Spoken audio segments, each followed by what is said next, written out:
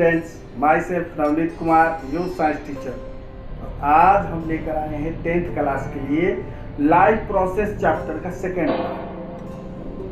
First part में हम लोग समझे थे कि nutrition, what is nutrition, types of nutrition, autotrophic, heterotrophic, और फिर उसका और भी क्या क्या टाइप हो सकता है, पैरासाइटिक, ये सब टाइप को हम लोग समझने का ट्राई किए। तो हम लोग को पता चल गया था कि हाँ, अगर आप लोग वो वाला मालूम नहीं देख पाए हैं पार्ट, तो आप जरूर देख लीजिए फर्स्ट पार्ट, जिससे कि आपका कॉन्सेप्ट क्लियर हो जाए। अब ये सेकेंड पार्ट में आज का हम लोग का मेन टॉपिक है nutrition in amoeba, nutrition in human beings. दो टॉपिक आज हम लोग इंक्लूड करेंगे, वेरी इंपॉर्टेंट टॉपिक है और 10th क्लास के लिए तो समझिए कि मोस्ट इंपॉर्टेंट टॉपिक है nutrition in amoeba, nutrition in human, दोनों को हम तो ह्यूमन बीइंग्स को तो आप लोग पहचानते हैं, देख रहे हैं, समझ रहे हैं। तो ये नहीं कि ह्यूमन बीइंग्स को इंट्रोड्यूस करने की जरूरत है, कि अमीबा को इंट्रोड्यूस करने की जरूरत है। ये अमीबा जो होता है बहुत छोटा, मीन्स यूनिसेलुलर ऑर्गेनिज्म, और एक्वेटिक होता है, पानी में रहता है, जैसे नाला का पानी वगैरह है तो उसमें रहता है, और यूनिसेलुलर है, वेरी स्मॉल। उसको हम लोग नेकेड आई से नहीं देख सकते, नेकेड आई से नहीं देख सकते। उसको देखने के लिए एक अलग से इंस्ट्रूमेंट की जरूरत पड़ती है, जिसको कि माइक्रोस्कोप। और आइए आज आपको हम लैब में घुमा दें और माइक्रोस्कोप दिखा दें, जिससे कि आप समझ जाइए कि हाँ क्या है, कैसे, और पहचान भी लीजिए। तो ये देखिए, ये कंपाउंड माइक्रोस्कोप, ये कंपाउंड माइक्रोस्कोप है, और इसकी सहायता से हम लोग अगर एक ड्रॉप वाटर ले रहे हैं और उस ड्रॉप ऑफ वाटर को इस माइक्रोस्कोप के अंदर लेकर देखना चाहते हैं, आंख लगा दिए देखने लगे, तो इसके सहायता से हम लोग उसको देख सकते हैं, मैग्नीफाई कर, बड़ा बड़ा, ये मैग्निफिकेशन का काम होता है। तो कैसे देखेंगे हम लोग, देखेंगे तो कैसा दिखेगा? तो अमीबा को ऐसे तो देख नहीं सकते थे नेकेड आई से, तो अगर उसको माइक्रोस्कोप के हेल्प से देखेंगे तो कैसा दिखेगा? मान लीजिए कि हम लोग देखने जा रहे हैं, ड्रॉप ऑफ वाटर माइक्रोस्कोप के नीचे रखे और फिर आंख ला के देखना शुरू किए, तो सब आदमी देखिए कैसा दिखेगा, तो कहेंगे देखिए ऐसे दिखेगा, ऐसे दिखेगा। हाँ, माइक्रोस्कोप के अंदर जब देखेंगे हम लोग वो यूनिसेलुलर अमीबा को, तो उसको देख सकते हैं, ऐसे हम लोग नहीं देख सकते, नेकेड आई से नहीं देख सकते। कारण because it is unicellular and very small. तो ये अमीबा है। अब सवाल ये उठता है कि भाई इसमें कैसे न्यूट्रिशन हो जाता है, कौन सा मोड न्यूट्रिशन का फॉलो करता है, कैसे क्या करता है? तो ये सब जानकारी हासिल करने के लिए हम लोग को इस अमीबा को एक्सप्लोर करना है इस क्लास में। तो nutrition in amoeba and nutrition in human beings, और इसके लिए हम लोग हेल्प लेते हैं अपने व्हाइट बोर्ड का। तो आइए चलते हैं हम लोग व्हाइट बोर्ड पर। हम लोग का टॉपिक होगा न्यूट्रिशन इन अमीबा।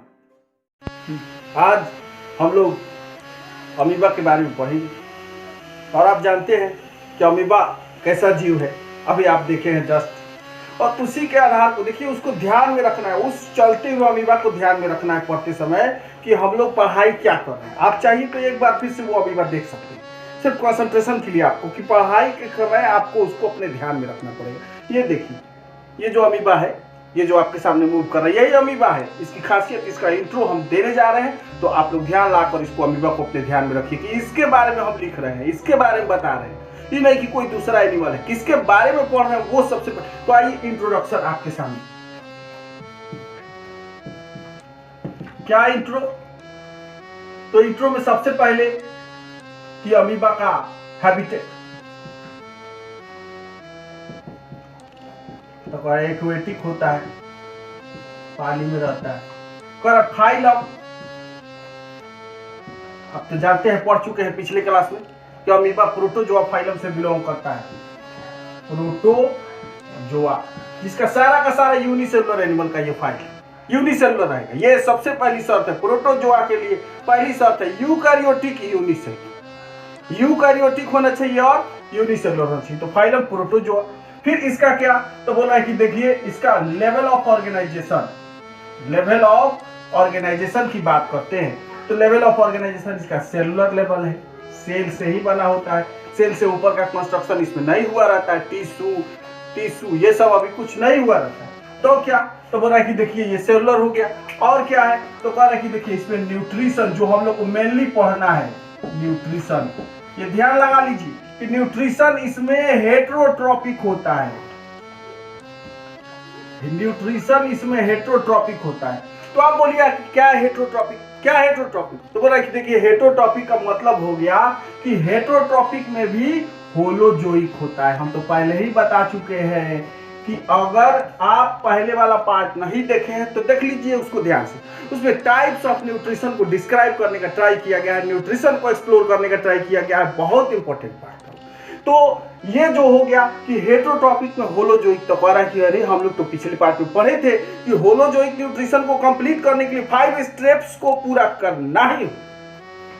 अरे कौन कौन, ingestion, digestion, absorption, assimilation, egestion, ये 5 स्टेप तो कह रहा है कि ये भी पूरा करता है। तो आइए हम लोग देखते हैं 5 steps of nutrition in amoeba. Ingestion, second digestion, third absorption, fourth assimilation and last egestion. और आप जानते हैं कि ये 5 स्टेप क्या है, पिछले पार्ट में हम बताए हैं। Ingestion means intake of food, digestion means conversion of complex food into simpler forms, और absorption means mixing of digested food with blood, और assimilation means utilisation of food for growth and energy, and egestion means removal of waste material. तो आइए अब 1 bye 1 हम लोग देखते हैं कि ये 5 स्टेप अमीबा में कैसे फॉलो। फर्स्ट स्टेप इंजेशन कैसे कर लेता है, तो अमीबा को तो आप पहचानते हैं, एक सेल का होता है, अपना शेप हमेशा बदलते रहता है, ऐसे ऐसे ऐसे ऐसे करते रहता है। तो जब भी वो कभी अपने फूड को देखता है, ये देखिए मान लीजिए कि ये कोई अमीबा है, इस तरह से अमीबा, इसका शेप साइज तो फिक्स है नहीं, अमीबा है, इस तरह से अमीबा है, अपने फूड को देखा कि यहाँ पे फूड है तो अपने बॉडी का शेप ऐसे चेंज कर लेता है, किस तरह से घेरा टाइप से बना लेता है, ऐसे बॉडी का शेप करके फूड को घेरा टाइप में ले लेता है। और ये घेरा बनाकर इसको स्यूडोपोडिया बोलते हैं, इसको बोलते हैं स्यूडोपोडिया।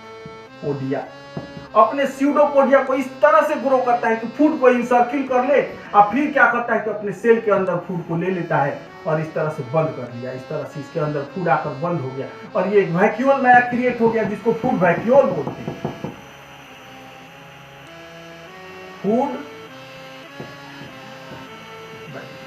बन गया, फूड को अंदर ले लिया। कैसे, तो देखिए ऐसे, मेरे हाथ की एक्टिविटी पर ध्यान दीजिए, आपको पता चल जाएगा कि अमीबा इंजेशन कैसे करता है। मान लीजिए कि ये देखिए, ये एक अमीबा का शेप तैयार हुआ, ये देख लिया। अब देखिए मान लीजिए ऐसे स्यूडोपोडिया के जैसा ऐसे निकल रहा है, ये देखिए ऐसे स्यूडोपोडिया के जैसा निकला और अपने फूड को ऐसे कैप्चर कर लिया अपने वैक्यूल के अंदर, और ये वाला टूट कर फिर इसमें मिल जाता है। देखिए अमीबा अंदर आ गया, ऐसे देखिए ऐसे गया, ऐसे अमीबा था, ऐसे चलते चलते गया, ऐसे अटैच हो गया, अटैच होने के बाद ये वाला हट गया, ऐसे फूड, ये फूड वैक्यूल में अंदर हो जाता है। इस प्रोसेस को फैगोसाइटोसिस बोलते हैं। अमीबा के द्वारा इस तरह से सेल के अंदर किसी चीज को अंदर ले लेना फूड वैक्यूल के अंदर फैगोसाइटोसिस कहलाता है। और फैगोसाइटोसिस के मेथड से अमीबा अपना इंजेक्शन कर लेता है, फूड उसका अंदर चला जाता है। उसका फूड क्या होता है, एकदम वेरी स्मॉल डाइएटम्स होता है। तो ये पहला स्टेप था इंजेक्शन का, अमीबा ऐसे इंजेक्शन कर लेता है। लिखेंगे कैसे, तो amoeba Intex its food by the help of pseudopodia. Pseudopodia in food vacuole, कहां लेता है, तो इन food vacuole by the process of phagocytosis. Phagocytosis इतना लिख देंगे, बात खत्म। अब सेकेंड स्टेप क्या? डाइजेशन। Second step digestion. अब डाइजेशन कैसे हो जाता है? तो बोला कि उसी तरह से, ये देखिए कैसे, आप तो जानते हैं ये अमीबा हो गया और इसमें ये फूड वैक्यूल हो गया, इसमें फूड आ गया, इसका न्यूक्लियस हो गया, इधर साइटोप्लाज्म हो गया। ऐसे ऐसे पोजीशन है, ऐसा सिस्टम है। ये हो गया इसका न्यूक्लियस, ये हो गया इसका फूड वैक्यूल और इसके अंदर ये जो देख रहे हैं आप, ये फूड है। अब क्या होगा? तो बोला कुछ नहीं, अब फूड सिंपल फॉर्म में टूटेगा। कैसे टूट जाएगा? बोला एंजाइम्स की सहायता से। एंजाइम्स कहाँ से आएगा? तो बोला कि देखिए इसके साइटोप्लाज्म में एंजाइम रहता है और जैसे ही फूड वैक्यूल में फूड आ जाता है तो हायर से लोअर कंसंट्रेशन की तरफ एंजाइम का डिफ्यूजन होने लगता है और एंजाइम इस तरह से ये देखिए अंदर डिफ्यूज हो जाता है और अंदर डिफ्यूज होकर और इस कॉम्प्लेक्स फूड को सिंपल फॉर्म में तोड़ देता है। ये जो फूड वैक्यूल था, देख लीजिए फूड वैक्यूल, इसके अंदर का फूड जो है सिंपल फॉर्म में ऐसे टूट गया है। सिंपल फॉर्म में इसका न्यूक्लियस है, केमिकली सिंपल फॉर्म में टूट गया है और इसको तोड़ने के लिए एंजाइम कहाँ से आया है? तो साइटोप्लाज्म में से आया है। दिमाग में रखना है कि एंजाइम कहाँ से आया है? साइटोप्लाज्म में से। किस मेथड से आ गया है? तो डिफ्यूजन के मेथड से आ गया। इस साइटोप्लाज्म में था और इसमें कंसंट्रेशन इसका ज्यादा था, फूड वैक्यूल अभी अभी बना है तो फूड वैक्यूल में तो वो एंजाइम था नहीं, तो फिर डिफ्यूज हो गया और कॉम्प्लेक्स फूड को सिंपलर फॉर्म में कन्वर्ट कर दिया। तो थोड़ा सा बस लिख देंगे कैसे कि food is digested in food vacuole, digested in food vacuole with the help of enzymes, with the help of enzymes। कहां से था वो एंजाइम? तो प्रेजेंट इन साइटोप्लाज्म। साइटोप्लाज्म में जो एंजाइम, देखिए दो बात ध्यान देने वाला है कि फूड का डाइजेशन कहाँ होता है? तो लिख दिया गया है इन फूड वैक्यूल। अमीबा फूड का डाइजेशन कहाँ होता है? फूड वैक्यूल में। कैसे होता है? तो with the help of enzymes होता है और ये एंजाइम कहाँ से आता है? तो साइटोप्लाज्म से आता है और इस तरह से ये सेकेंड स्टेप कंप्लीट हो जाता है, डाइजेशन ऑफ फूड। और अब चलते हैं हम लोग थर्ड स्टेप। तो ये थर्ड स्टेप क्या? एब्जॉर्प्शन। कैसे एब्जॉर्प्शन होता है? एक सेल का तो अमीबा ही होता है, उसके अंदर फूड वैक्यूल में फूड अब डाइजेस्ट होकर रेडी है और आप तो देखे अमीबा कैसे एक सेल का अमीबा था और उसी के अंदर फूड वैक्यूल था और उसके अंदर अब डाइजेस्टेड फूड है। बोला कि वेरी इजी। अब फूड वैक्यूल में डाइजेस्टेड फूड है, उसके बाहर जो साइटोप्लाज्म है उसमें नहीं रहे जी। देखिए इस तरह से, ये अगर अमीबा है तो ये इसका न्यूक्लियस है और ये इसका फूड वैक्यूल है और इसके अंदर फूड हो गया डाइजेस्टेड फूड। अब बाहर इस साइटोप्लाज्म में तो फूड नहीं है तो कह रहा हायर से लोअर की तरफ डिफ्यूजन होगा ही। अब यहाँ से फूड डिफ्यूज होकर साइटोप्लाज्म में मिक्स हो जाएगा। अब हो रहा है कि इसी को तो बोलते हैं कि एब्जॉर्प्शन। थर्ड स्टेप, तो एक छोटा सा लाइन लिख देंगे कि digested food diffuses into cytoplasm and get mixed with it, मतलब साइटोप्लाज्म में मिल जाता है। तो डिफ्यूजन होने के बाद फूड कहाँ चला गया? साइटोप्लाज्म में मिक्स हो गया। तो फिर ये तीसरा स्टेप पूरा होगा। देख लिया आप लोग कि ये कैसे हुआ। स्टेप फोर्थ स्टेप में एसिमिलेशन। इसमें क्या? तो इसमें कुछ नहीं, बस जो फूड डाइजेस्ट हुआ है, जो फूड एब्जॉर्ब हुआ है उसके यूटिलाइजेशन की बारी है। अब उसका यूटिलाइजेशन होगा, मींस अमीबा उसका यूज करके छोटा से थोड़ा बड़ा हो जाएगा, अपने साइज को इंक्रीज कर लेगा। ऐसे ये देखिए एक छोटा सा अमीबा था, उसका फूड डाइजेस्ट हुआ, फूड एब्जॉर्ब हुआ साइटोप्लाज्म में। अब ये अमीबा अपने साइज को इंक्रीज कर लिया और थोड़ा बड़ा हो, बस इसी को बोलते हैं एसिमिलेशन। इसमें एनर्जी आ गई और एक्टिविटी करने लगेगा और फिर फूड लेगा और फिर मूव करेगा, ऐसे अपना काम करेगा। और हम लोग पढ़े हैं कि utilisation of digested absorb food for growth and energy is called assimilation. तो ये चौथा स्टेप पूरा कर लेता है इस तरह से। तो लिख देंगे हम ये amoeba utilises its food for growth and energy. बस ये स्टेप 4 नंबर पूरा। और बच्चा लास्ट स्टेप इजेशन, और इस तरह से हम लोग चलते हैं लास्ट स्टेप। ये लास्ट स्टेप है egestion. Egestion means removal of solid waste material. कैसे होगा? बोले कुछ नहीं, अमीबा जब सारा प्रक्रिया पूरा किया तो उसमें क्या कुछ वेस्ट मटेरियल भी बना होगा। हम लोग जानते हैं कि फूड पूरा का पूरा बॉडी में डाइजेस्ट ही नहीं हो जाता है कुछ, तो वो सारा वेस्ट इसका कलेक्ट हो जाता है, एक अलग तरह का वैक्यूल स्टार शेप टाइप का बनता है, जिसको बोलते हैं कॉन्ट्रैक्टाइल वैक्यूल। Contractile vacuole. और इसी में ये वेस्ट मटेरियल जमा हो जाता है। जमा होने के बाद ये धीरे धीरे सेल मेम्ब्रेन की तरफ मूव करने लगता है और सेल मेम्ब्रेन में जाकर सट जाता है। इस तरह से इसका एक सिरा जाकर सेल मेम्ब्रेन में लग जाता है और कुछ दिन बाद, कुछ देर बाद क्या होता है कि इसका ये वाला पार्ट, फिर इसका ये वाला जो पार्ट है कॉन्ट्रैक्टाइल वैक्यूल का, जहां पर कि ये सेल मेम्ब्रेन से अटैच था, वहां पर से ब्रेकेज हो जाता है, टूट जाता है और इस तरह से ये खुल करके और वेस्ट मटेरियल इसका बाहर आ जाता है। ये वेस्ट मटेरियल इसका बाहर चला गया और ये बाकी सब अमीबा का स्ट्रक्चर अंदर ही रह गया। ये जो मेथड देख रहे हैं इसको एक्सोसाइटोसिस बोलते हैं। एक्सोसाइटोसिस के मेथड से और कॉन्ट्रैक्टाइल वैक्यूल के मेथड से फूड बाहर चला गया। बस लिख देंगे एक लाइन कि amoeba removes solid waste with the help of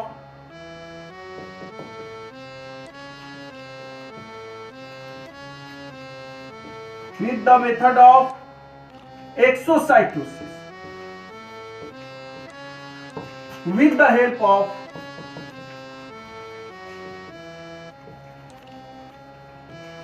contractile vacuole।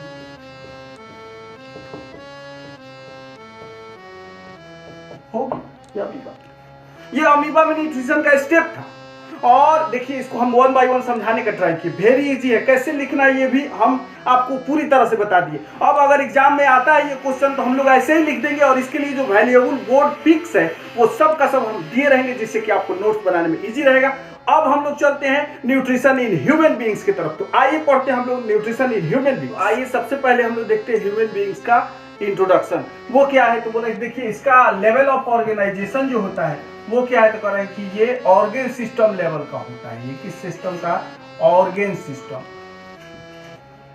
इसमें बहुत सारा ऑर्गेन सिस्टम होता है जो अलग अलग काम के लिए, जैसे न्यूट्रिशन के लिए, डाइजेशन के लिए अलग डाइजेस्टिव सिस्टम है, रेस्पिरेशन के लिए अलग रेस्पिरेटरी सिस्टम है। तो ऑर्गेन सिस्टम लेवल का होता है और ये मल्टी सेलुलर होता है। कैसा होता है? Multi cellular. मल्टी सेलुलर होता है। ऑर्गेन सिस्टम लेवल का मल्टी सेलुलर ऑर्गेनिज्म है। यूकैरियोटिक मल्टी सेलुलर है। तो अब क्या है कि इसका न्यूट्रिशन कैसे हो जाता है हम लोग देखते हैं। तो इसमें न्यूट्रिशन का जो मोड होता है वो क्या है तो इसमें न्यूट्रिशन का मोड होता है फिर हेटरोट्रॉपिक, और हेटरोट्रॉपिक में भी holozoic.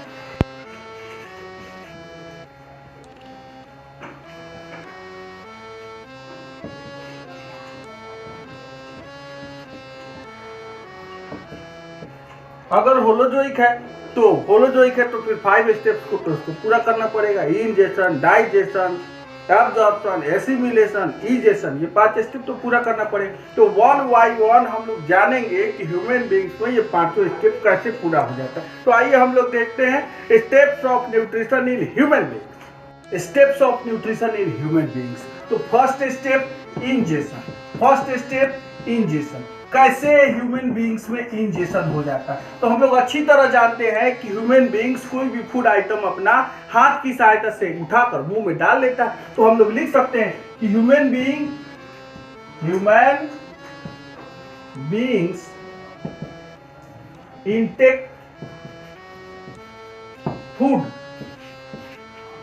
with the help of hands. With the help of hands means 4 limbs. 4 limbs की सहायता से, हेड्स की सहायता से अपना फूड अपने मुंह में रख लेता है। तो ये तो बहुत आसान हो गया, लेकिन सेकेंड जो स्टेप है ह्यूमन बीइंग के न्यूट्रिशन का वो है डाइजेशन। तो आप पहले ही हम आपको बता चुके हैं कि ह्यूमन बीइंग्स के पास डाइजेशन के लिए एक डाइजेस्टिव सिस्टम होता है और यही पार्ट सबसे मोस्ट इंपॉर्टेंट है कि डाइजेशन इन ह्यूमन बीइंग्स। तो आज हम लोग अब चल रहे हैं पढ़ने ह्यूमन बीइंग्स का डाइजेस्टिव सिस्टम और डाइजेशन का स्टेप। उसमें स्टेप वाइज कैसे डाइजेस्टिव सिस्टम में कहाँ कैसे डाइजेशन होता है, कौन सा हार्मोन सिस्टम पार्टिसिपेट करता है, कैसा डाइजेस्टिव सिस्टम का पिक होता है। तो आइए देखते हैं human digestive system. Human digestive system, ये देखिए सबसे पहले तो हम लोग डाइजेस्टिव सिस्टम का एक पिक बनाएंगे और वो कैसे फिगर बनता है ये देखिए आपके सामने है। ये देखिए ये है ह्यूमन डाइजेस्टिव सिस्टम।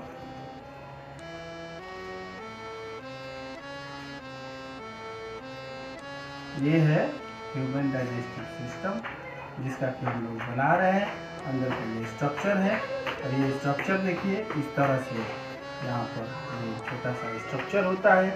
ये देखिए लीफ के जैसा एक स्ट्रक्चर होता है। ये पैनक्रियाज बोलते हैं इसको, नाम सुने होइएगा आप लोग, पैनक्रियाज बोलते हैं। और फिर इसके आगे चलते हैं और फिर इसके बाद ये लार्ज इंटेस्टाइन का फिर इलाका आ जाता है। लार्ज इंटेस्टाइन ये रहा, लार्ज इंटेस्टाइन के लिए इलाका, ये है लार्ज इंटेस्टाइन का इलाका, ये है लार्ज इंटेस्टाइन का इलाका, ये रहा लार्ज इंटेस्टाइन का इलाका।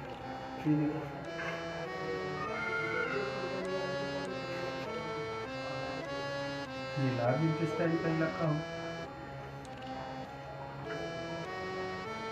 यहाँ पे ब्लाइंड होता है खत्म यहाँ, और यहाँ से इसमें अंदर से अंदर आते हुए देखिए इसी के अंदर से ऐसे आया स्मॉल इंटेस्टाइन का, और इसमें क्वाइल होते हुए जाकर लार्ज इंटेस्टाइन में मिलता है। ये देखिए ऐसे पूरा देख लीजिए, ये देखिए पाइप है तो फिर दबाव कर दे रहा है इसको, ये मान लीजिए ऐसे। और यहीं पर एक वर्मीफॉर्म अपेंडिक्स जिसको बोलते हैं लगा, कैसे हुआ तो यहाँ से चला माउथ से, ये देखिए माउथ से, और माउथ के पास ही इसमें सलाइवरी ग्लैंड होता है, ऐसे सलाइवरी ग्लैंड, इसमें सलाइवरी ग्लैंड लगा और ये हो गया माउथ को ओपनिंग, सलाइवरी ग्लैंड लगा हुआ है। और यहाँ से ये जो देख रहे हैं यहाँ से ये वाला पाइप, इसी में इधर जा करके लीवर अटैच रहता है, ऐसे इधर का पूरा इलाका लीवर कैप्चर कर लिए रहता है। ये हो गया लीवर, पूरा इलाका कैप्चर कर लिया। इस लीवर के अंदर फिर गॉल ब्लैडर होता है, गॉल ब्लैडर होता है, ये हो गया लीवर। आइए इसका हम लोग लेवलिंग कर लेते हैं। ये digestive system, human digestive system बन के रेडी है हम लोग के सामने, हम लोग की पढ़ाई के लिए। ये क्या है तो देखिए ये हो गया माउथ, सबसे पहले हो गया माउथ, ये हो गया सलाइवरी ग्लैंड। दो तरह का ग्लैंड इसमें काम आ रहा है, सलाइवरी ग्लैंड जो दिखाई ऊपर से दे रहा है, और ये है पैनक्रियाज। और फिर ये जब यहाँ से पाइप चला तो ये वाला जो कैसे एक ब्लाइंड ट्यूब है, ये दो ओपनिंग वाला ट्यूब है, लंबा सा एक ट्यूब है जो इस तरह से क्वाइल हो गया, ह्यूमन डाइजेस्टिव सिस्टम का फॉर्मेशन कर दिया। स्टार्ट होता है माउथ से और एंड होता है यहाँ पर एनस में, एंड होता है एनस के पास। अब बीच में ये तरह तरह का, अब ये बात अलग है कि ये पूरा का पूरा पाइप एक जैसा नहीं है, कहीं पर ऐसे पतला है, कहीं पर बैग के जैसा हो गया है, कहीं पर मुड़ गया है, कहीं पर इस तरह टेढ़ा टेढ़ा क्वाइल के जैसा है, कहीं पर ब्रैकेट टाइप का बन गया है। ये बना है, पाइप एक ही है। देखिए स्टार्ट हुआ माउथ से, आगे बढ़ा तो ये कहलाने लगता है फिर फूड पाइप, इसी को बोलते हैं क्या, फूड पाइप बोलते हैं, जिसको ओएसोफेगस भी बोलते हैं। ये ओएसोफेगस हो गया। फिर ये जो बैग टाइप आ गया इसको स्टोमक बोलते हैं, ये हो गया स्टोमक। फिर ये जो यहाँ पे थोड़ा टेढ़ा हो गया ये डियोडेनम कहलाता है, ये हो गया डियोडेनम। और फिर ये तो पहचानते ही, आप पहले ही बताएं कि ये है लीवर, और लीवर के अंदर जो देख रहे हैं ये हो गया गॉल ब्लैडर,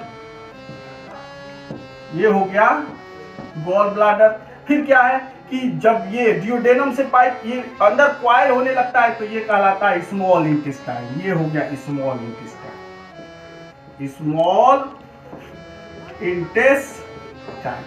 और इसके बाद यहाँ पर देखिए, आप ध्यान से देखिए, स्मॉल इंटेस्टाइन आकर इधर एक दूसरे पाइप में यहाँ पर खुल जाए, ओपन हो जाए, तो यहाँ से ये मोटा वाला पाइप स्टार्ट हो जा रहा है, यही कहलाता है लार्ज इंटेस्टाइन। ये हो गया लार्ज इंटेस्टाइन। और ये जो बताया पहले अपेंडिक्स है, ये क्या है अपेंडिक्स, ये हो गया अपेंडिक्स, ये अपेंडिक्स हो गया। और ये जो थोड़ा सा यहाँ का ये जो देख रहे हैं प्लेस, कि लार्ज इंटेस्टाइन ऐसे ऐसे ऐसे ऐसे चलते गया, ये असेंडिंग कोलोन हो गया, यहाँ से ऐसे ऐसे ऐसे डिसेंडिंग कोलोन हो गया और आके यहाँ पे थोड़ा सा, तो इसको बोलते हैं रेक्टम, इसको बोलते हैं रेक्टम। तो ये हो गया हमारा ये लेवल डायग्राम डाइजेस्टिव सिस्टम का ह्यूमन बीइंग का। क्या, तो माउथ, सलाइवरी ग्लैंड्स, ये हो गया सलाइवरी ग्लैंड्स। फिर क्या, तो oesophagus means food pipe, stomach, duodenum, liver, gall bladder, small intestine, large intestine, appendix, rectum and anus, इतना सारा पार्ट होता है। अब हम लोगों को समझना यह है कि वन बाय वन किस पार्ट में क्या होता है। तो आप एक बार इस डायग्राम को ध्यान से देख लीजिए, इस फिगर को ध्यान से देख लीजिए, इसको आपके सामने बनाया है, उसका पिक भी आपके लिए हम डालेंगे और आप भी इसको बनाने का प्रैक्टिस कीजिए, क्योंकि ये भी एक क्वेश्चन है, draw the diagram of digestive system, इसलिए हम आपके सामने बनाए। तो इसका जो स्टार्टिंग है डाइजेशन का, कि हम एक एक करके बताएंगे कि इन माउथ क्या होता है, फिर इन ओएसोफेगस क्या होता है, फिर इन स्टमक क्या होता है, इस तरह से हम लोग चलेंगे लास्ट तक स्टेप को समझने के लिए। तो आइए सबसे पहले समझते हैं in mouth. Digestion human beings में माउथ से ही स्टार्ट हो जाता है, स्टार्ट इसका माउथ से ही हो जाता है। फिर क्या होता है इन माउथ हम लोग समझेंगे, आइए देखते हैं इन माउथ। अब क्या, तो बोले कि देखिए माउथ से ह्यूमन बीइंग का डाइजेशन शुरू होता है। दो तरह की बात वहां होती है। सबसे पहले फिजिकल डाइजेशन, आप जानते हैं मुंह में दांत होता है और दांत फूड को सबसे पहले च्यू करता है, फिजिकली च्यू कर देता है, च्यू करके छोटे छोटे पार्टिकल्स में बदल देता है, ये हो गया फिजिकल डाइजेशन। और अब शुरू होता है कमाल एंजाइम्स का। तो आप बोलिएगा एंजाइम्स क्या है, तो बोला कि देखिए हम लोग के बॉडी में दो तरह का ग्लैंड पाया जाता है। ग्लैंड बोले तो ग्लैंड क्या, तो बोला व्हाट इज ग्लैंड, तो बोला कि special type of tissue which continuously secrete special types of chemicals. दो तरह का स्पेशल टिश्यू हम लोग बॉडी में है जो लगातार समय समय पर वो क्या करता है कि स्पेशल टाइप का केमिकल सेक्रेट करते रहता है। आपका कौन कौन दो तरह का टिश्यू है, तो बोला देखिए सबसे पहले जान लीजिए कि उस स्पेशल टिश्यू को ग्लैंड कहते हैं और दो तरह का है, एक्सोक्राइन, इंडोक्राइन। बोलिएगा अरे ये क्या है, बोला कि देखिए डिटेल हम लोग फिर कंट्रोल एंड कोऑर्डिनेशन चैप्टर में पढ़ेंगे, लेकिन अभी जान लीजिए कि ये एक्सोक्राइन जो ग्लैंड है इससे जो केमिकल सेक्रेट होता है उसको बोलते हैं एंजाइम्स, इतना समझ लेना। और इंडोक्राइन से अगर केमिकल सेक्रेट होता है तो उसको बोलते हैं हार्मोन्स। और हार्मोन्स की पढ़ाई हम लोग बाद में करेंगे, अभी जरूरी है इस एक्सोक्राइन ग्लैंड सेक्रेट होने वाले एंजाइम्स की। तो बोला कि देखिए हमारे बॉडी में जगह जगह एक्सोक्राइन ग्लैंड लगा हुआ है, जगह जगह एक्सोक्राइन ग्लैंड लगा हुआ है। ये सलाइवरी ग्लैंड जो आपको फिगर में पहले तुरंत जस्ट दिखलाए हैं, तो जैसे कि इस तरह से था, ये देखिए इस तरह से आप देखें कि इस तरह से इसे माउथ था और माउथ में ही सलाइवरी ग्लैंड ऐसे लगा हुआ है। तो ये सलाइवरी ग्लैंड एक तरह का एक्सोक्राइन, एक्सोक्राइन बोले तो gland with ducts, exocrine means gland with ducts. अगर डक्ट वाला ग्लैंड, इसमें ग्लैंड ऐसा जिसमें पाइप लगा हुआ है, मतलब ग्लैंड में से केमिकल निकला पाइप में आया तब जगह पर गया, तो कह रहा है एक्सोक्राइन हो गया। और ग्लैंड एकदम इसी में सटा हुआ है, पाइप नहीं है, तो बोल रहा है कि वो इंडोक्राइन। तो बोले बाद में बताएंगे आप लोगों को अगले चैप्टर में, लेकिन तत्काल समझ लेना है कि एक्सोक्राइन से निकलने वाला केमिकल एंजाइम कहलाता है और इस एंजाइम का काम है कॉम्प्लेक्स मटेरियल को सिंपलर फॉर्म में चेंज करना, कॉम्प्लेक्स मटेरियल को सिंपलर फॉर्म में चेंज। अब कहिएगा ये कॉम्प्लेक्स का क्या मैटर आ गया, बोला कि बहुत समझना पड़ेगा कि हम लोग जो फ्रूट लिए हैं तो हम लोग कार्बोहाइड्रेट खाए हैं, लेकिन हम लोग बॉडी को कार्बोहाइड्रेट नहीं चाहिए, ग्लूकोज चाहिए। हम लोग प्रोटीन खाएं तो हम लोग बॉडी को प्रोटीन नहीं चाहिए, अमीनो एसिड चाहिए। हम लोग फैट खाएं तो हम लोग बॉडी को फैट नहीं चाहिए, हम लोग बॉडी को फैटी एसिड चाहिए। करेक्ट, कैसे होगा, हम लोग खाएंगे कार्बोहाइड्रेट बन जाएगा ग्लूकोज, करेंगे जी हम पहले ही बताए थे कि एक ऐसा प्रोसेस है, उस प्रोसेस को न्यूट्रिशन बोलते हैं, जिससे कि न्यूट्रिएंट्स हम लोग को बॉडी में जाता है और उसी प्रोसेस का ये स्टेप है डाइजेशन। तो बोला है कि देखिए इस प्रोसेस से निकलता है, चेंज होता है, कार्बोहाइड्रेट कॉम्प्लेक्स हो गया, उसका सिंपल फॉर्म ग्लूकोज हो गया, माने ग्लूकोज का छोटा छोटा यूनिट मिलकर कार्बोहाइड्रेट बनाता है। मतलब अगर माला मान ले, माला मोती का माला, तो मोती का दाना हो गया ग्लूकोज और उसका माला हो गया कार्बोहाइड्रेट। तो पहनते हैं माला लेकिन जरूरत है मोती से, ग्लूकोज से जरूरत है। तो कार्बोहाइड्रेट चेंज होता है ग्लूकोज में, कैसे, तो with the help of enzymes. Protein change होता है अमीनो एसिड में, कैसे, तो with the help of enzymes. और ये फैट चेंज होता है फैटी एसिड में, कैसे, तो with the help of enzymes. तो बोला कि वो ये एंजाइम हो गया। बोले ना कि एक्सोक्राइन ग्लैंड से जो केमिकल निकलेगा वो एंजाइम। अब जगह जगह पर कौन सा एंजाइम निकल रहा है, क्या काम कर रहा है, हम आपको बताते चल रहे। अभी हम लोग हैं इन माउथ, मुंह में क्या होता है, तो बोला कि देखिए सलाइवरी ग्लैंड से खास तरह का एंजाइम निकलता है। ग्लैंड का देखिए पाइप का छोटा सा फोटो हम बना दिए, पार्ट वाइज फोटो बता रहे हैं आपको माउथ का। ये है माउथ, ये हो गया माउथ और ये हो गया सलाइवरी ग्लैंड्स, ये हो गया सलाइवरी ग्लैंड्स। और ये सलाइवरी ग्लैंड से निकलने वाला एंजाइम का नाम है टाइलिन। ये देख लीजिए टाइलिन, ये टाइलिन जो एंजाइम है, ये टाइलिन एंजाइम है, इसमें निकलता है सलाइवरी ग्लैंड। सलाइवा जो निकलता है सलाइवरी ग्लैंड का रस सलाइवा, उसमें टाइलिन एंजाइम रहता है। सलाइवरी एमाइलेज भी उसको कोई कोई बोलता है, सलाइवरी एमाइलेज। और वो क्या करता है, तो देखिए मुंह में बताया ना कि दो काम होता है। पहला फिजिकल डाइजेशन होता है, पहला क्या हो रहा है, फिजिकल डाइजेशन। उसमें क्या हो रहा है, तो बोला है कि देखिए फिजिकल डाइजेशन में क्या होता है, तो फूड का स्मॉलर टुकड़ा दांत की सहायता से हो जाता है। Means food is chewed with the help of teeth, with the help of teeth, दांत के सहायता से वो छोटा छोटा टुकड़ा बदल गया। और दूसरा क्या होगा, तो बोला देखिए अब कुछ भी खाना खाइएगा उस पर जो ये टाइलिन एंजाइम निकला है वो असर करेगा। क्या असर करेगा, तो ये टाइलिन एंजाइम सब पर असर नहीं करेगा, सिर्फ स्टार्च पर असर करता है। माने ह्यूमन बीइंग्स में डाइजेशन स्टार्ट कहां से होता है, तो फ्रॉम माउथ। और डाइजेस्ट क्या होना शुरू होता है, तो सबसे पहले स्टार्च डाइजेस्ट होता है। खाएंगे बहुत सारा चीज लेकिन मुंह में डाइजेस्ट होगा स्टार्च, और स्टार्च इज कन्वर्टेड इनटू, देख लीजिए starch is converted into maltose sugar, एक तरह के शुगर में बदल जाता है, माल्टोज शुगर में बदल जाता है। और इसमें हेल्प कौन किया, तो हम बताए ना कि with the help of enzymes ptyalin, with the help of enzyme ptyalin. ये पी से शुरू होता है, पी साइलेंट है, टाइलिन। टाइलिन के हेल्प से ये डाइजेस्ट हो गया, बदल गया, अब स्टार्च का शुगर में बदल गया। तो ये पहला माउथ का काम, माउथ में इतना ही होता है। अब फिर माउथ से फूड कहाँ, इस पाइप में आ जाता है, फूड पाइप में। तो यहाँ कोई डाइजेशन नहीं होता है, फूड पाइप सिर्फ फूड का मूवमेंट होता है। पाइप का काम है माउथ से फूड को डाइजेस्टिव सिस्टम के स्टोमक तक ट्रांसफर करना, कैरी कर देना। और वो कैरी करने के लिए खास तरह के मूवमेंट का यूज करता है, वर्म लाइक मूवमेंट, जिसको पैरासाइक्लिक मूवमेंट बोलते हैं। आप गले में कोई चीज को ऐसे निगल कर फील भी कर सकते हैं, सीधे ऐसे थूक को निगलने का, स्लाइवा को निगलने का ट्राई कीजिएगा तो आपको एक वेव के जैसा दिखाई देगा, लहर के जैसा। This is called parasitic movement. और ये फूड जो है माउथ से स्टोमक में ट्रांसफर होता है पैरासिटिक मूवमेंट की हेल्प से। अब हम लोग चलते हैं देखने की फूड जब स्टोमक में पहुंच गया तो वहां क्या होता है।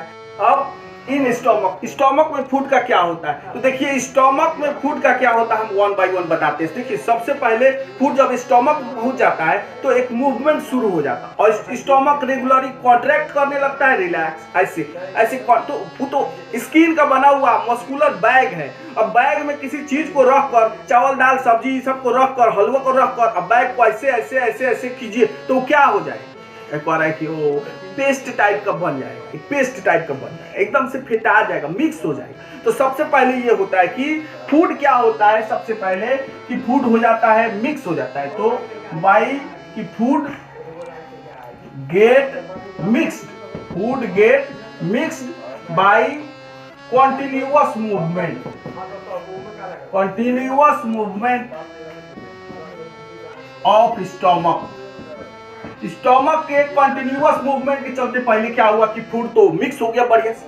अब क्या होता है कि देखिए स्टोमक में बहुत सारा ग्लैंड लगा होता है, जैसे छत पे अंडरग्राउंड लाइट वगैरह लगा होता है ना, वैसे स्टोमक की दीवार में आप जिस रूम में है उस रूम को फील कीजिए कि स्टोमक है, और उसके छत पर फील कीजिए कि बहुत सारा ऐसा लगा हुआ है इक्विपमेंट्स, ऊपर से पानी उनी का झरना टाइप से, खोले नहीं कि ऊपर से गिरने लगा। सेम होता है, फूड जैसे स्टोमक पहुंचा मिक्स हुआ नहीं कि ऊपर से एंजाइम्स का बरसात होने लगता है। और वो एंजाइम क्या करता है, तो कह रहे कि देखिए अपना काम करता है। तो सबसे पहले क्या, तो देखिए सबसे पहले HCl सेक्रेट होता है, गैस्ट्रिक ग्लैंड से सबसे पहले क्या सेक्रेट होता है, HCl। काम क्या करता है, तो किल्स द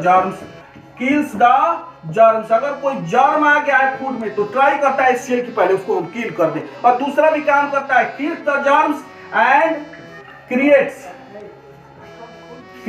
एसिडिक मीडियम। ये एसिडिक मीडियम बनाने का ट्राई करता है, एसिडिक मीडियम। कहिए कि एसिडिक मीडियम का क्या जरूरत है, तो बोला है कि देखिए ये जो एक स्टोमक है, यहाँ पर कार्बोहाइड्रेट, फैट और प्रोटीन, तीनों में से प्रोटीन, माउथ में कैसे स्टार्च का मेन डाइजेशन हुआ था वैसे ही स्टोमक में मेन डाइजेशन प्रोटीन का होता है और उस प्रोटीन को डाइजेस्ट करने के लिए जो एंजाइम यूज होता है उस एंजाइम का नाम है पेप्सिन। और पेप्सिन तब काम करता है जब मीडियम एसिडिक हो। मीडियम एसिडिक नहीं रहेगा पेप्सिन काम ही नहीं करेगा। अब मेन काम उसी का है, तो इसीलिए HCl पहले एसिडिक मीडियम क्रिएट कर दिया और अब पेप्सिन काम करेगा। क्या करेगा? तो देखिए ये पेप्सिन क्या करेगा कि ये पेप्सिन प्रोटीन को बदल देगा। पेप्सिन कन्वर्ट्स प्रोटीन, याद कर लीजिए, into amino acid. Amino acid में बदल देगा प्रोटीन को। मेन यही होता है। अब बाकी कुछ और भी एंजाइम होता है जो दूसरे का पार्शियल डाइजेशन करता है। जैसे कार्बोहाइड्रेट का भी पार्शियल डाइजेशन होता है। एमाइलेज रहता है, गैस्ट्रिक एमाइलेज, वो कार्बोहाइड्रेट को पार्शियली डाइजेस्ट कर देता है। लाइपेज होता है, गैस्ट्रिक लाइपेज, वो फैट को पार्शियली डाइजेस्ट कर देता है। लेकिन फैट और कार्बोहाइड्रेट का स्टोमक में पार्शियल डाइजेशन होता है, आंशिक पाचन होता है, थोड़ा थोड़ा, मान लीजिए ना के बराबर। मेन इसमें डाइजेशन स्टोमक में होने की बात होती है तो वो है प्रोटीन। मेन डाइजेशन होता है प्रोटीन का और उसमें जो एंजाइम हेल्प करता है वो पेप्सिन, और प्रोटीन कन्वर्ट किस चीज में होता है? Amino acid. तो करे चलिए प्रोटीन तो कन्वर्ट हो गया स्टोमक में आते आते एमिनो एसिड में, अब बच गया फैट और कार्बोहाइड्रेट। क्या कि बीटा, देखिए 5 वैरायटी का न्यूट्रिएंट्स तो हम लोग लेते ही हैं, कार्बोहाइड्रेट नहीं तो फैट, प्रोटीन, विटामिन, मिनरल साथ। इसमें डाइजेशन की जरूरत 3 ही चीज को है। कार्बोहाइड्रेट को डाइजेस्ट होना पड़ता है, ग्लूकोज में कन्वर्ट होना पड़ेगा, प्रोटीन को डाइजेस्ट होना पड़ेगा, एमिनो एसिड बदलना पड़ेगा, फैट को डाइजेस्ट होना पड़ेगा फैटी एसिड में। अब विटामिन मिनरल साल्ट की डाइजेशन की जरूरत नहीं है, उसको ब्लड डायरेक्ट एक्सेप्ट कर लेता है, सीधे ब्लड में चला जाता है, उसको पास मिला हुआ है। लेकिन इन लोगों को अपना पास लेना है, मतलब कार्बोहाइड्रेट को पहले ग्लूकोज में बदलना होगा, फैट को फैटी एसिड में बदलना होगा, प्रोटीन को एमिनो एसिड, तो ये तो बदल गया। तो कह रहे चलिए आगे देखते हैं कि अब आगे क्या होता है। तो स्टोमक में जो मेन काम हुआ आपके सामने है, food gate mixed by continuous movement of stomach. उसके बाद HCl kills the germ and create acidic medium, और उसके बाद pepsin converts protein into amino acid. अब ये डियोडेनम की बात है। कहिएगा डियोडेनम क्या है? तो देखिए आपको डायग्राम बताए भी थे, फिर से बता दे रहे हैं कि जब यहाँ से फूड पाइप से फूड स्टोमक में आ जाता है, इसे देख लीजिए ध्यान से, तो यहाँ से एक दूसरा छोटा सा पतला सा पाइप निकलता है जो ऊपर ऐसे मुड़ते हुए इस टाइप का स्ट्रक्चर क्रिएट करता है। आप लोग को याद आया फिगर में? और यहीं पर जुड़ा रहता है क्या? तो यहीं पर पैनक्रियाज रहता है, यहीं पर एक लीफ के जैसा स्ट्रक्चर, याद कीजिए बताए थे कि पत्ता के जैसा एक स्ट्रक्चर होता है, ये पैनक्रियाज। ये एक तरह का ग्लैंड है। अब ये कैसा ग्लैंड है? तो कह रहे देखिए सलाइवरी ग्लैंड एक्सोक्राइन ग्लैंड था, और हम लोग के बॉडी में ग्लैंड है जैसे एड्रेनल, जैसे पिट्यूटरी, ये सब एंडोक्राइन है, जिसके बारे में आगे हम लोग पढ़ेंगे। और ये पैनक्रियाज ये हेटेरोक्राइन ग्लैंड है, मतलब दोनों तरह का काम करता है, हार्मोन भी रिलीज करता है और एंजाइम भी रिलीज करता है। तो पैनक्रियाज हेटेरोक्राइन ग्लैंड है। और इसी के साथ जुड़ा रहता है एक दूसरा ग्लैंड जो बॉडी का सबसे बड़ा ग्लैंड माना जाता है, और उसका नाम है, याद है आप लोग बताए हैं, लीवर। ये पूरा इधर का जगह कैप्चर किए रहता है, इस तरह से ये लीवर होता है, और इसमें गॉल ब्लैडर लगा होता है। ये भी एक तरह का एक्सोक्राइन है, और इसमें से भी बहुत सारा केमिकल निकलते रहता है। ये देखिए ऐसे। तो क्या होगा कि लीवर से निकलने वाला केमिकल, ध्यान से देख लीजिए, ध्यान से देखिए, लीवर से भी जो केमिकल निकलेगा मीन्स गॉल ब्लैडर से, उसको बाइल जूस बोलते हैं, वो निकलते निकलते देखिए यहाँ आएगा। अब पैनक्रियाज से जो निकलेगा इसमें से निकल करके यहाँ, तब दोनों मिलकर कहाँ पहुंच जाएगा? इस टेढ़ा वाला इलाका में, जिसको बोलते हैं डियोडेनम। इसमें क्या होता है? स्टोमक में समझ लिए थे, इस डियोडेनम में क्या होता है ये समझना। यहाँ क्या होता है तो बोले देखिए, यहाँ पर लीवर से बाइल जूस आ रहा है, पैनक्रियाज से पैनक्रियाटिक जूस आ रहा है, दोनों मिलकर क्या करता है कि फैट पर अटैक करता है। यहाँ पर मेन डाइजेशन फैट का, माउथ में मेन डाइजेशन स्टार्च का, स्टोमक में मेन डाइजेशन प्रोटीन का, और डियोडेनम में मेन डाइजेशन फैट का। तो सबसे पहले होता है इम्यूल्सिफिकेशन ऑफ फैट। फैट बड़ा बड़ा मॉलिक्यूल होता है और वो छोटे छोटे मॉलिक्यूल में कन्वर्ट होता है, इस प्रोसेस को बोलते हैं इम्यूल्सिफिकेशन। और इस इम्यूल्सिफिकेशन के प्रोसेस में बाइल जूस हेल्प करता है। लीवर से जो बाइल जूस निकल रहा है बहुत जरूरी है, अगर वो ना रहे तो फैट इम्यूल्सिफाई ही नहीं हो पाएगा, मतलब बड़ा बड़ा टुकड़ा ही रह जाएगा उसका मॉलिक्यूल का, और छोटा नहीं बनेगा। अब जैसे ग्राइंडर में ही कोई चीज पीसना है, हल्दी का बड़ा बड़ा टुकड़ा है, सूखा हुआ हल्दी का, अब ग्राइंडर में तो उसको थोड़ा तोड़कर छोटा, उसी को इम्यूल्सिफिकेशन थोड़ा छोटा कर लो। बाद में तो उसको पीसना ही है, लेकिन पहले थोड़ा छोटा कर लेते हैं, पीसने में उसको डाइजेस्ट करने में आसान होता है, इजी हो जाता है। तो ये देखिए इमल्सिफिकेशन सबसे पहले होता है। और उसमें क्या होता है इमल्सिफिकेशन में, तो सबसे पहले क्या होता है कि fat is emulsified by bile juice. इसमें हेल्प कौन किया? बाइल जूस किया। कहां से निकला था? लीवर से निकला था, गॉल ब्लैडर से आया था निकल करके बाइल जूस। और ये बाइल जूस क्या किया? इम्यूनिफिकेशन में हेल्प कर दिया। और इसके लिए क्या करना पड़ता है? तो इसके लिए ये देखिए, अब आप दूसरा प्रोसेस तो क्या, तो बोला देखिए पैनक्रियाज ग्लैंड है, ये एक्सोक्राइन का भी काम करता है, एंजाइम भी सेक्रेट करता है। और इसमें से निकलने वाला जो खास तरह का लाइपेज है, पैनक्रियाटिक लाइपेज, वो क्या करता है कि फैट को फैटी एसिड में बना देता है। Means fat is converted into fatty acid. और ये काम हो गया हम लोग का, फैटी एसिड में कन्वर्ट हो गया, दूसरा वाला भी काम हो गया। तो अब हम लोग को चलना ये जानने कि चलिए स्टमक में प्रोटीन डाइजेस्ट और ये डिओडेनम में फैट डाइजेस्ट। तो अब अगला इंटेस्टाइन में क्या होता है, तो अब हम लोग चलते हैं इंटेस्टाइन की तरफ। आइए देखिए, अब स्मॉल इंटेस्टाइन में डाइजेशन का लास्ट स्टेप कंप्लीट होता है। स्मॉल इंटेस्टाइन बोले तो ये देख लीजिए, आप लोग बताए थे कि ये जो स्टमक से निकलने वाला जो पाइप है ऐसे टेढ़ा हो करके ऐसे नीचे ऐसे आ रहा है, बीच में इसमें पैनक्रियाज वगैरह ऐड हो जा रहा है, इधर से लीवर ऐड हो जा रहा है, नीचे आते जा रहा है। और नीचे आकर और रास्ता में इसको एक मोटा सा पाइप मिल रहा है, ये देखिए ये मोटा, इसके नीचे से फिर निकलते हुए आता है और अंदर आकर ऐसे क्वाइल हो जा रहा है। तो जो क्वाइल होता है ना, इसी को स्मॉल इंटेस्टाइन बोलते हैं। ये रहता है पतला, कहलाता है स्मॉल इंटेस्टाइन। और ये वाला रहता है छोटा लेकिन रहता है मोटा, इसलिए कहलाता है लार्ज इंटेस्टाइन। यहाँ पे जाकर इसमें मैच कर जाता है, इसे मैच कर। तो हम लोग इसकी बात कर रहे हैं, इसी स्मॉल इंटेस्टाइन में क्या होता है। बोला देखिए, स्टमक में प्रोटीन का मेन डाइजेशन हुआ, डिओडेनम में फैट का मेन डाइजेशन हुआ। अब बच गया है एक ही चीज, तो बचा है कार्बोहाइड्रेट, जिसमें से स्टार्च तो माउथ में डाइजेस्ट हो चुका है। अब कार्बोहाइड्रेट फाइनली डाइजेस्ट होता है इंटेस्टाइन में। इंटेस्टाइन में फूड का फाइनल डाइजेशन, ये क्वेश्चन आ सकता है कि फूड का फाइनल डाइजेशन कहाँ होता है, तो इंटेस्टाइन, स्मॉल इंटेस्टाइन में फाइनल डाइजेशन होता है हर फूड। अब कार्बोहाइड्रेट यहीं पर ग्लूकोज में कन्वर्ट होता है, कार्बोहाइड्रेट यहीं पे ग्लूकोज में कन्वर्ट हो जाता है। अगर प्रोटीन उधर डाइजेस्ट नहीं हो पाया तो वो भी अब फाइनली एमिनो एसिड में कन्वर्ट हो जाएगा। अगर फैट भी डिओडेनम में डाइजेस्ट नहीं हुआ है तो फाइनली यहाँ पर उसको फैटी एसिड में बदलना पड़ेगा। अगर नहीं बदला तो इसी को कहा जाता है इनडाइजेशन, कि डाइजेशन सही से नहीं हुआ। मींस फूड अब स्मॉल इंटेस्टाइन में आ गया, लेकिन अभी भी कार्बोहाइड्रेट बचा हुआ है, अभी भी फैट बचा हुआ है, अभी भी प्रोटीन बचा हुआ है। लेकिन नहीं, वहां तक आते आते क्या होना चाहिए था? ग्लूकोज होना चाहिए, एमिनो एसिड होना चाहिए, फैटी एसिड होना चाहिए। अब विटामिन मिनरल साल्ट तो रह सकता है, उसकी डाइजेशन की जरूरत नहीं है। वाटर रह सकता है, रफेज रह सकता है। अब कार्बोहाइड्रेट, फैट और प्रोटीन की बात खत्म हो जानी चाहिए। अगर खत्म हो गया तो कहते हैं कि डाइजेशन कंप्लीट हो गया, नहीं तो नहीं हुआ। तो अगर इंटेस्टाइन में है तो इंटेस्टाइन में जो एंजाइम होता है उसको इंटेस्टाइनल एमाइलेज बोलते हैं। इंटेस्टाइनल एमाइलेज बोलते हैं जो कार्बोहाइड्रेट को ग्लूकोज में कन्वर्ट करता है। वैसे इंटेस्टाइनल लाइपेज भी है जो फैट को फैटी एसिड में बदलने में हेल्प करता है। दूध को पचाने के लिए लैक्टोज शुगर दूध में है, उसको लैक्टेज एंजाइम है।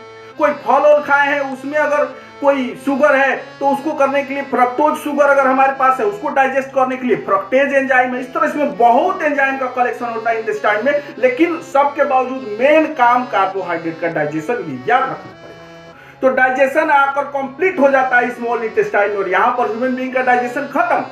अब हम लोग चलेंगे, याद है ना बोले थे कि होलोजोइक न्यूट्रिशन है तो 5 स्टेप पूरा करना पड़ेगा। इंजेशन हाथ से लेकर खा लिया, डाइजेशन आप देखिए डाइजेस्टिव सिस्टम में हो गया। अब एब्जॉर्प्शन की बात है, थर्ड स्टेप की एब्जॉर्प्शन कहाँ होता है, तो आइए हम लोग देखिए एब्जॉर्प्शन। ये था स्मॉल इंटेस्टाइन का, ये थर्ड स्टेप एब्जॉर्प्शन। 2 स्टेप हम लोग पूरा करेंगे। इंजेशन ह्यूमन बीइंग्स में कैसे होता है, डाइजेशन कैसे होता है, डाइजेस्टिव सिस्टम कैसा होता है, कहाँ कहाँ पर क्या होता है, कौन कौन सा एंजाइम पार्टिसिपेट करता है, 1 बाय 1 तो हम लोग जान गए। मज़ा भी आया बताने में, जब मज़ा आ रहा है तो हमको लगता है आपको समझने में मज़ा आ रहा होगा। तो एंजॉय करते हुए आइए हम लोग देखते हैं कि अब तीसरा स्टेप, ये तो होलोजोइक का मामला है, तो 5 तो पूरा करना है। तो एब्जॉर्प्शन कैसे होता है, तो देखिए एब्जॉर्प्शन का काम इंटेस्टाइन में होता है सबसे पहली बात। तो फूड का एब्जॉर्प्शन, डाइजेस्टेड जो फूड है इसका एब्जॉर्प्शन स्मॉल इंटेस्टाइन में होता है, और वाटर का एब्जॉर्प्शन लार्ज इंटेस्टाइन में। तो ये देखिए कि हम लोग लिख सकते हैं कि food is absorb in small intestine. Small intestine में ही फाइनल डाइजेशन हुआ तो वहीं पर एब्जॉर्ब भी हो जाता है स्मॉल इंटेस्टाइन। कैसे, तो कह रहा है with the help of villi finger like projections. लिखना पड़ेगा ये बात कि with the help of villi. अब कहिएगा विलाई क्या, तो यहां देखिए ब्रैकेट में लिख दे रहा है कि finger like projection, finger like projection. अब कहिए कि विलाई क्या करता है, तो देखिए विलाई सरफेस एरिया को इंक्रीज कर देता है एब्जॉर्प्शन हेड। ये क्वेश्चन भी आता है कि how intestine is specially design to absorb the food. तो हम बोलेंगे कि villi present in small intestine increases the surface area, increases the surface area or absorption of food, and food get mixed with blood। Food का absorption हो गया। अब ये villi का ऐसा, तो देखिए ये फिंगर लाइक प्रोजेक्शन है, आप देख सकते हैं इसको। ये देखिए मान लीजिए कि ये हो गया स्मॉल इंटेस्टाइन का ट्यूब, इसको हम लोग काट दिए, ओपन कर दिए।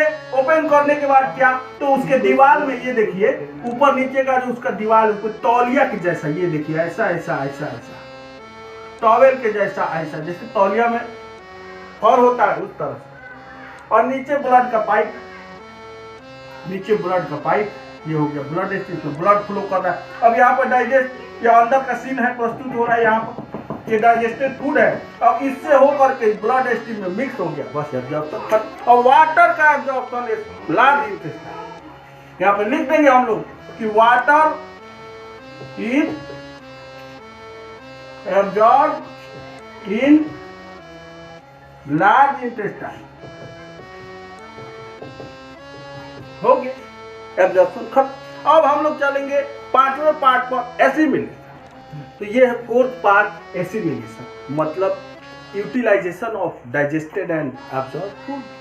यूटिलाइजेशन हो जाता है, फिर ह्यूमन बीइंग में ग्रोथ होता है, एनर्जी आती है जिससे कि दूसरा एक्टिविटी करता है, जैसे कि अमीबा में हो रहा था, छोटा से बड़ा हो जा रहा था, वैसे हम लोगों में ग्रोथ होता है, एसिमिलेशन हो जाता है। मीन्स ह्यूमन बीइंग्स भी अपना साइज इंक्रीज करता है। तो हम लोग लिख सकते हैं कि ह्यूमन बीइंग्स uses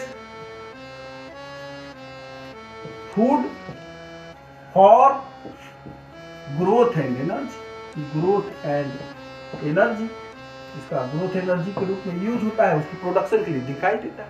अब आ गया ईजेशन, अब आ गया ईजेशन। तो ईजेशन क्या है, दोबारा देखिए, जो एब्जॉर्प्शन के बाद वेस्ट मटेरियल बच गया, सॉलिड वेस्ट, वो जाकर रेक्टम में जमा हो जाता है। आपको याद होगा जब लार्ज इंटेस्टाइन यहाँ से शुरू हो रहा था, ऐसे लार्ज इंटेस्टाइन चल रहा था, तो यहाँ पर तो अपेंडिक्स था। ये अपेंडिक्स का कोई विशेष फंक्शन नहीं है, अपेंडिक्स का कोई विशेष फंक्शन नहीं है, ये वेस्टिजियल ऑर्गन में आ चुका है। अपेंडिक्स ऐसे ही होता है, इसका कोई विशेष फंक्शन पहले कभी हुआ करता था। ऐसा कहा जाता है कि जब इंसान कच्चा मांस खाया करता था, उस समय अपेंडिक्स कुछ उसके डाइजेशन में हेल्प करता था। आज तो वो बात नहीं है, इसलिए vermi form appendix vestigial organ है। और ये इसमें तो वाटर का एब्जॉर्प्शन हो गया, और वाटर का एब्जॉर्प्शन होने के बाद ये देख लीजिए, आप क्लियर देख लीजिए, यहाँ से ये वाटर का एब्जॉर्प्शन का एरिया है। वाटर का एब्जॉर्प्शन होते होते अब कुछ नहीं बचा, पानी भी निकल गया। तो कह रहा है कि सॉलिड वेस्ट मटेरियल, ये वाला जो इलाका है रेक्टम, याद आएगा आपको, रेक्टम, इसी रेक्टम में ये जमा रहता है। यहाँ से एक स्ट्रक्चर है जिसको बोलते हैं एनस, इसको बोलते हैं एनस, और यहीं पर food solid waste material collect होता है और टाइम टू टाइम बाहर निकलते रहता है। गुड मॉर्निंग, ये देखिए, तो हम लोग लिख सकते हैं लास्ट स्टेप में ई जेसन में हम लोग लिख सकते हैं कि solid waste materials are collected in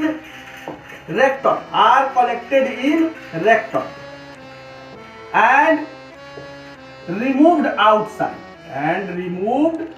outside time to time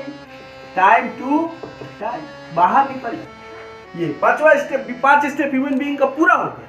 तो हम बोले थे ना कि आज के वीडियो में हम लोग को पढ़ना है nutrition in amoeba and nutrition in human beings. हम लोग इसको पूरा कर दिए बहुत आसानी से, बहुत कंसंट्रेशन के साथ। अगर आप सुने हुए ये सब कुछ समझ में आया होगा। यही तो इसका मजा है, यही तो बायोलॉजी है, study of living thing, study of life, और उसमें भी ह्यूमन बीइंग्स। कैसे नहीं मजा आएगा। वैसे हम अपने तरफ से पार्ट वाइज करके बताने का ट्राई किए। आशा करते कि आपको समझ में आया होगा। आप वीडियो को देखें, समझने का ट्राई किए, इसके लिए thanks a lot for watching my video. Thanks a lot.